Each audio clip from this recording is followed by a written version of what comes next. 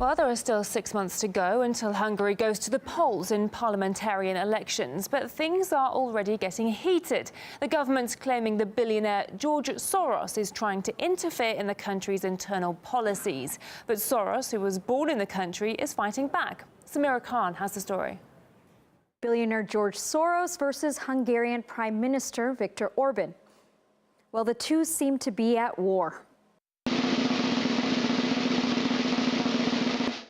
Large-bodied predators are swimming here in the waters. This is the trans-border empire of George Soros, with tons of money and international heavy artillery. With Hungary's healthcare and education systems in distress and corruption rife, the current government has sought to create an outside enemy to distract citizens. The government selected George Soros for this purpose. Well, Orban once received a Soros grant to study at Oxford.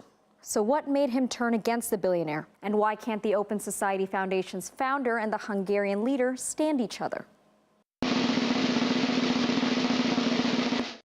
First, Soros funded NGOs. In 2016 alone, his organization spent $3.6 million on 46 different groups in Hungary. And here are the findings of a few of those groups, stated quite clearly in their reports. Now, the refugee crisis is another reason why Orban dislikes Soros. The billionaire has called on Europe to accept 1 million refugees annually, something the Prime Minister believes will only make things worse. Orban's party has even accused Soros of masterminding the EU's entire refugee policy. Days before a recent immigration decision in the European Parliament, Soros was meeting with the rapporteur on the subject, as well as 5 different EU commissioners. I'm not a conspiracy theorist, but this holds some clues. Now, Soros denies the allegation, calling it a deliberate lie. And the third reason, Soros has been very outspoken in his criticism of the Hungarian government. I'm full of admiration for the courageous way the Hungarian people have resisted the deceptions and corruption of the mafia state that Orban has established.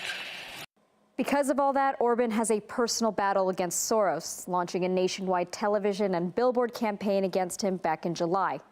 And his opponent was quick to respond, accusing the Hungarian Prime Minister of anti-Semitism.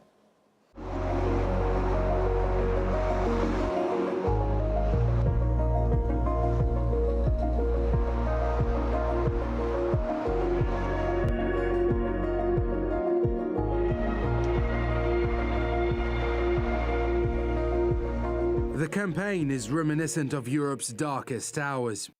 The NGOs, there are some good ones, but there are very many of them that act as a fifth column to undermine the stability and integrity of the countries. They act as sort of an internal intelligence agency that is always there when the time comes to overthrow a government. You can count on it that there will be an immense amount of money that will be spent against Prime Minister Orban and against his party. Well, the feud between Orban and Soros seems to be turning increasingly ugly as Hungary's April general election edges even closer.